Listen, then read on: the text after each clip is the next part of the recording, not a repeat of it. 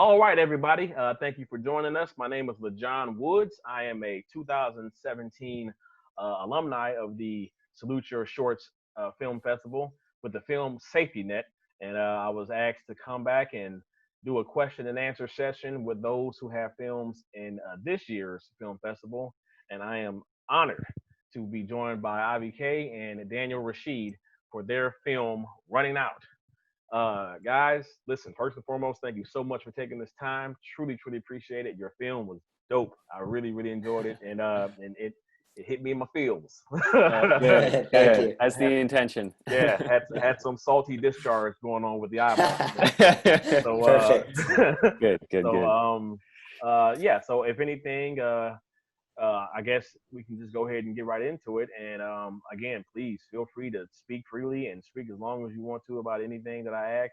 I've been saying this the whole time with every interview. I have to start off with the most generic question. What is the inspiration for this film? Okay. I think for me, I think we were just trying to think of a film that we could do for in a very contained setting.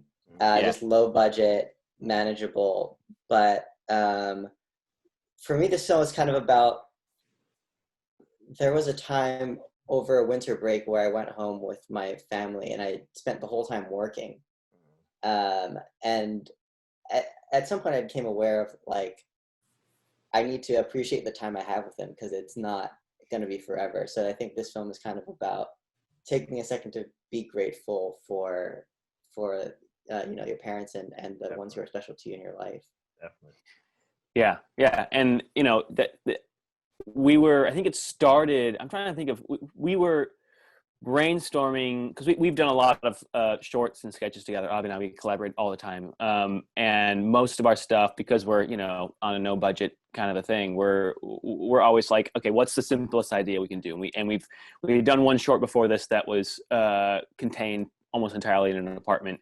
And we had been really inspired by some friends of ours, filmmaker friends of ours, particularly the crew at Vanishing Angle, which is a production company in Los Angeles.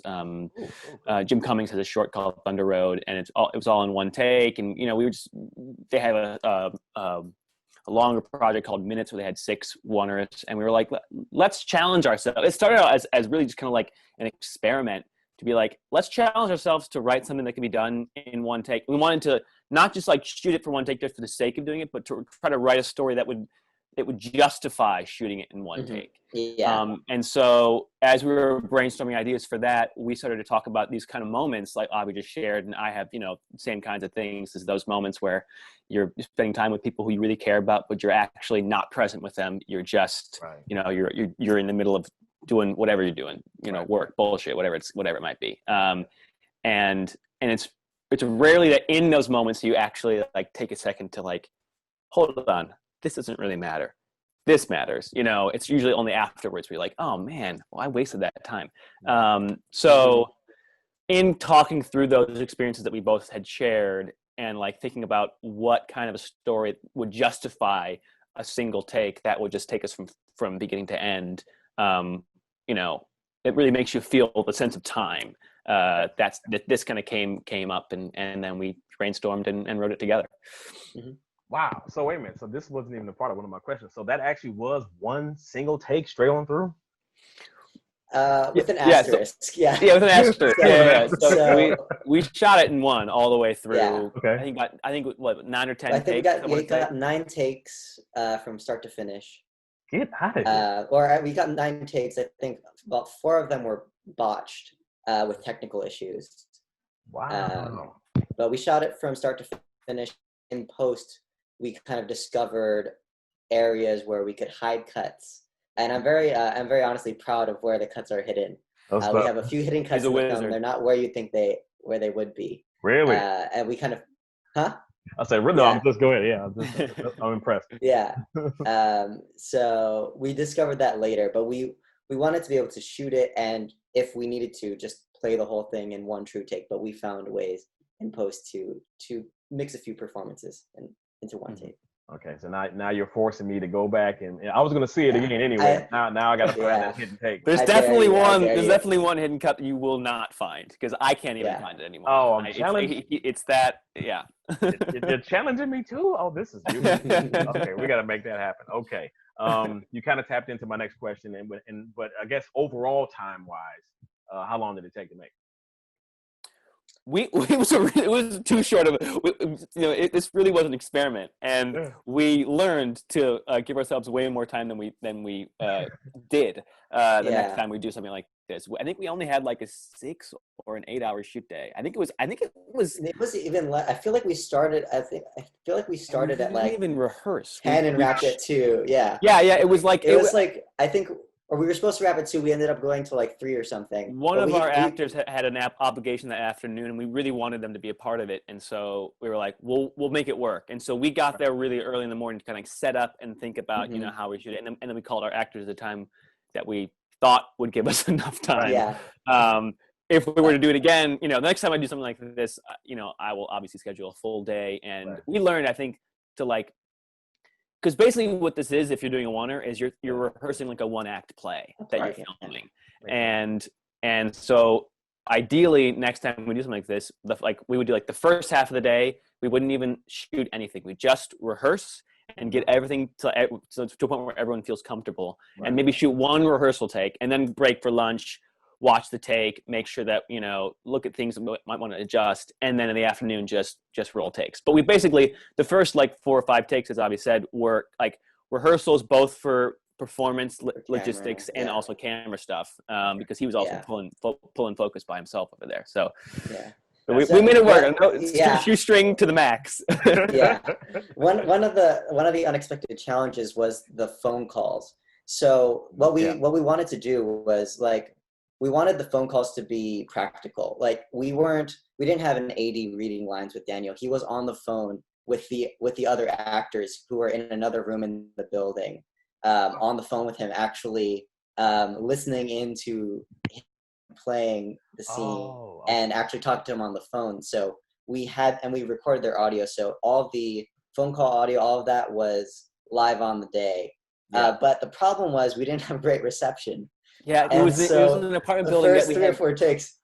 Yeah. We were dropping calls halfway through. Oh my God, it was awful. It was a lot. We ended up doing like FaceTime audio, which we found if we used the Wi-Fi, like the public Wi-Fi in the building, we were able to get better reception through that. But it was a complicated thing because they needed to be able to hear us. So but my phone wasn't always on. Okay. So we had, this is crazy. We had another phone in my pocket. We put a phone in Avi's shirt pocket. Are you serious? I just holding the camera, so they could hear what's happening in the room. A running table happening in the room, and then then basically we had one of our actors was also kind of a PA in the room, and he was basically calling my phone whenever I got an actual phone call, and occasionally when we didn't have service, I wouldn't receive a phone call, and then we'd be I would be one of the bots. Daniel would be on the phone being like, hello? Yeah, hello? You there? You're supposed to be there. Exactly, right? Oh, my goodness. That is madness. That was a challenge. Indeed. I think, Avi, you kind of went into this a little bit. My next question was going to be, what type of, or are there any personal experiences in your lives that brought about this film? I think you mentioned it already as far as Going Home One Time. Is that right? Yeah. Yeah, I distinctly have one winter break where I spent a week with my parents in Big Bear for the holidays, but I had an edit going on, and I edited like 80% of the trip, and I felt so bad. It was that was like one thing. There's also and I think that's the biggest thing. Yeah. Understood. It was really heartening to share the film and to hear personal experiences from people who had seen it, who didn't even who didn't know anything about it going into it, because when you sit with the film for as long as you do in the editing room and the whole process, the pre-production, production, post-production, by the end of it you're like, is this even worth putting out in the world? Those artistic doubts come in, everyone does that. And to put it out there and to have people, like, I have a really close friend who lost his mother to cancer, and you know, he didn't have this exact experience, but to lose someone who you are so close with, and then to have a film that really impacts you. And he was like, I really appreciated this film. And so, like, those kinds of those, hearing those from people who, you know, have seen the film, were really heartening for us. Just be like, oh, we actually, you know, this thing that we experienced is not you know, isolated to only us, and you know, at least we had a shred of truth in there. Definitely. And I can also, I think at least I can relate to having a mom who likes to call me and ask if I, you know, packed my snacks, and, you know, very involved or wanted to be involved like that. So that's definitely based on a true character. Trust me, and myself as well. Yes. I'll get into that later, but yes. If there was a message that you wanted to convey to the audience for this, and this is, again, we're got good dialogue right here, so we probably already hit it. But if there was a particular message or messages with this film that you would want the audience to grasp, what would that be?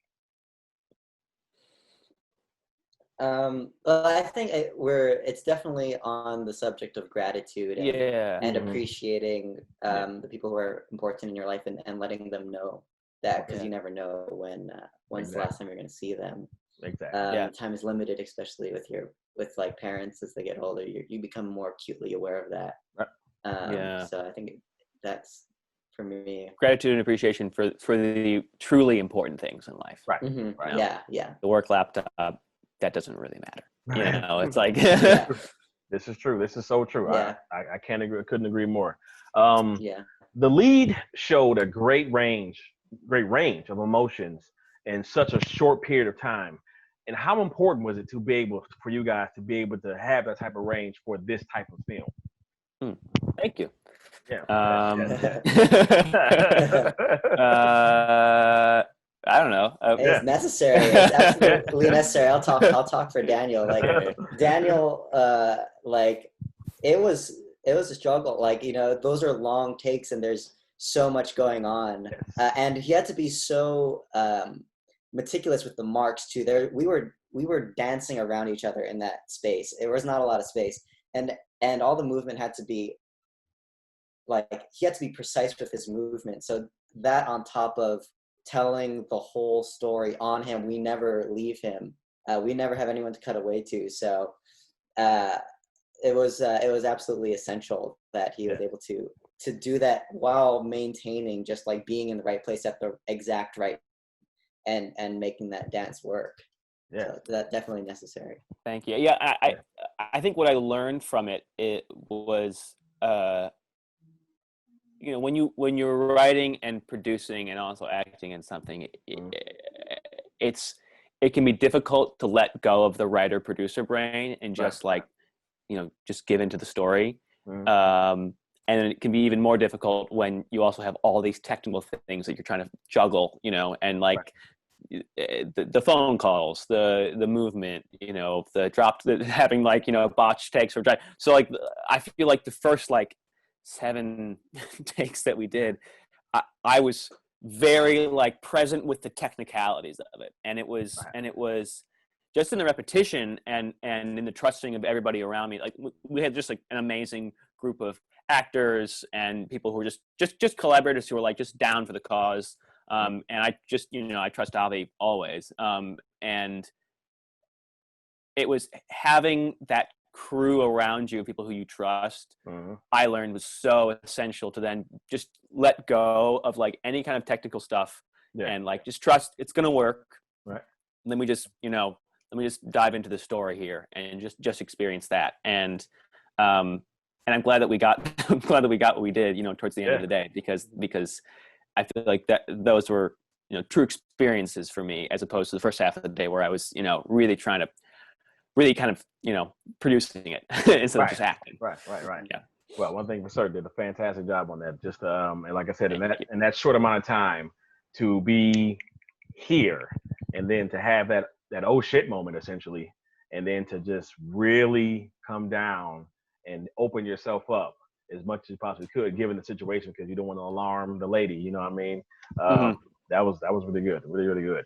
Whose apartment did you guys decide to raid like that? This was my girlfriend. Thankfully, graciously allowed us to shoot in her apartment. She no longer lives there, so this film was the lasting memory of that apartment. Oh, okay. But she was a associate producer on the project as well, so she helped out. And she's a actor, writer, singer, producer. She's very talented, so I was happy to have her help on this. Fantastic. Okay, so did you guys contemplate any other alternatives in regards to the ending or moments within this film? Oh, I have one thing. At the original draft, there was not a conversation at the door where Lucy, who plays my girlfriend in the story, in the film, that part where she says, do I seem overwhelmed? I'm just kind of nervous to meet them. That was actually a suggestion when I sent the script to Amber Coney, who plays Lucy in the film. She loved it and she was excited to do it, and then she had a couple of thoughts, and I really wanted I want this part to really feel like she is living this role, especially because we see her in snippets here and there, and I didn't want it just to be like, oh, this is the girlfriend. This is a person who's living her own life and has her own problems and wants and fears, and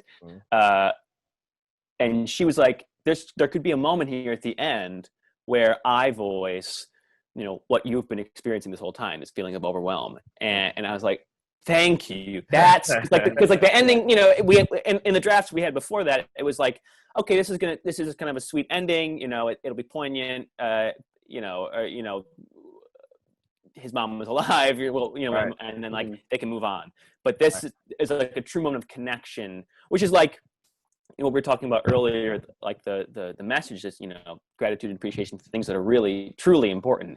And we didn't want Jake, who I played in the story, to just realize, I love my mom, I should be grateful for my mom. It's like, oh wait, I also love my girlfriend. It's like this, I need to be present with her too. And so that was something that wasn't originally in the script that I'm really glad that Amber suggested, and we found that on the day, kind of like just the how we played that moment and sat in it and then left. Awesome. Can I assume that Jake got fired? Screw that job. Because the boss was pretty adamant, like, oh yeah, we need this thing. They're all over my ass on this one. We gotta have it. It's up to you, Jake. But he got fired, but he's okay. He's on unemployment now. And trust me, even if you did get fired, in reality, it would have been the most worthy firing, because exactly. To have that realization, like, wait a minute, I gotta slow my shit down. So that's awesome. Guys, what's next? Any new projects? What you guys got going on after this? Well, we were just like 30 minutes before this, we were on a Zoom call we're writing a feature. So we are planning to shoot a feature in quarantine. We're writing another contained story. Won't be all in one shot, but we. Avi is a roommate of mine, although I'm not in Los Angeles right now. I'm actually home with my family, which is very nice. But when I'm back in Los Angeles, we're writing a feature that will be starring me and my girlfriend, and then our other roommate, Jay Lee, and his girlfriend, Meg Wright. And we're going to shoot that hopefully in September is the goal. So fantastic. Yeah. In regards to back to the film again, in regards to running out, what ultimate intentions do you have? Like more festivals and everything? What is the ultimate goal for this film?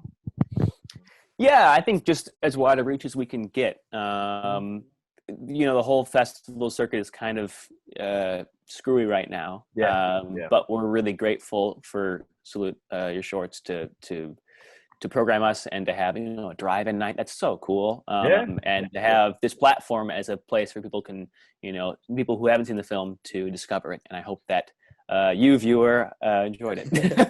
Right? I think we're both just really proud of it. So we're just happy to have as many people see it as we can.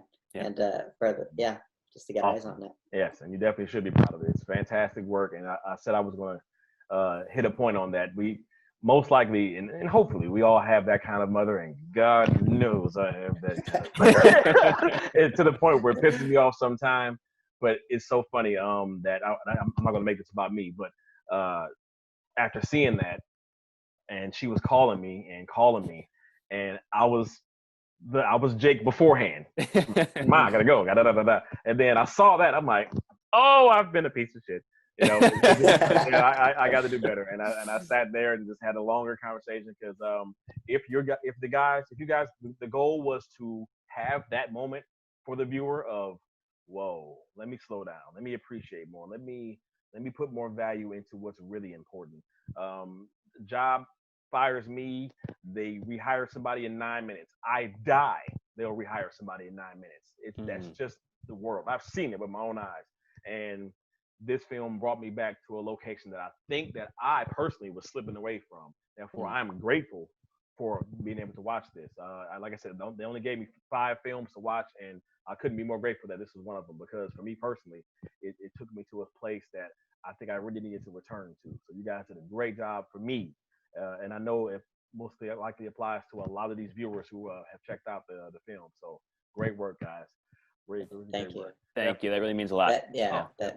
Definitely. How can we follow you and your work? You can follow me on Instagram. I'm just at Daniel Rashid on Instagram. And my website is just danielrashid.com. And I'm also on Twitter at Daniel S. Rashid. And Avi?